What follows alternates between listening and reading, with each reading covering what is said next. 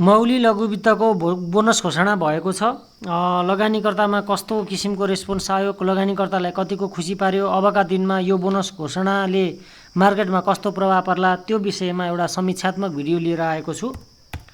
माहुली लघुवित्त वित्तीय संस्था एमएसएलभीले गत आर्थिक वर्षको मुनाफाबाट लाभांश प्रस्ताव गरेको छ।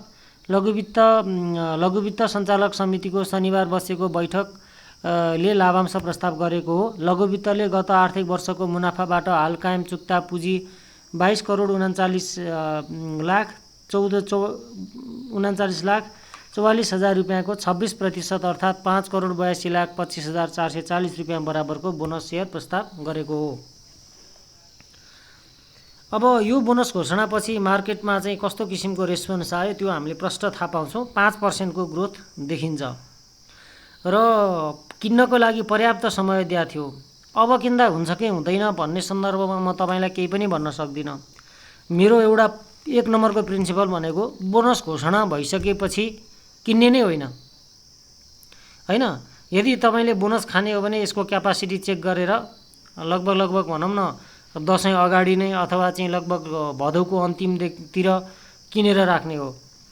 यदि तपाईको बोनस घोषणापछि पनि तपाईले किन्न पाउनुहुन्छ भने तपाईले प्राइस एडजस्टमेन्ट पछि त्यो तपाईले किनेको रेटमा चाहिँ पुग्न टाइम लाग्छ भन्ने अर्थ लाग्छ। त्यो भएको हुनाले अब टेक्निकली यो किन्न नआउने बेला चाहिँ छैन।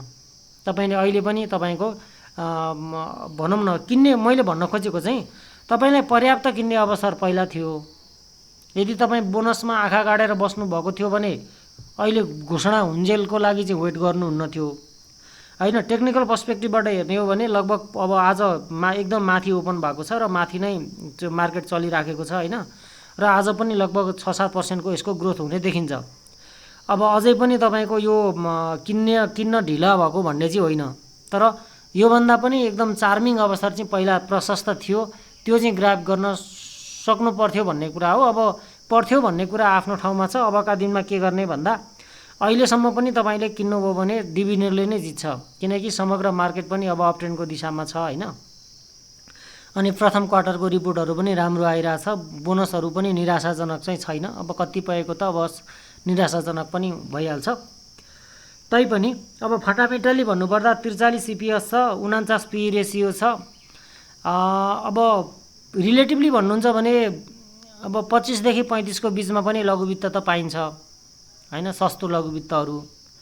तैपनि डिभिडेन्ड क्यापासिटी जसको धेरै छ त्यसकै फेरि PE रेसियो पनि त्यसैको हाई हुने हो।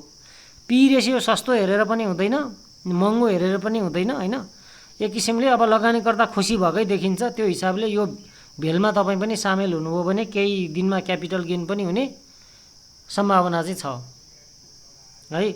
ल कुरा यही हो अब बोनस पनि निराशाजनक होइन। 2150 रिजनेबल रेट नै हो। 26% बोनस छ। हुन त कतिको त अब योभन्दा सस्तोमा पनि पाइएला यही बराबरको बोनस।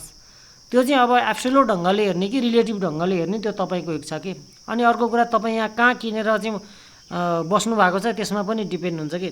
यहाँ तल पर्नु भएको छ भने तपाईँलाई क्यापिटल गेन पनि राम्रो भयो अनि सेकेन्डरीमा तपाईँको बोनस पनि राम्रो रेटमा पाउनुभयो। अब यहाँ पर्नु भएको छ भने तपाईको लस कभर हुने सम्भावना छ। मैले भन्दा त्यही भन्छु, होल्ड गर्नु होला। ल अर्को भिडियोमा फेरि भेट्छु। अहिलेलाई यति नै।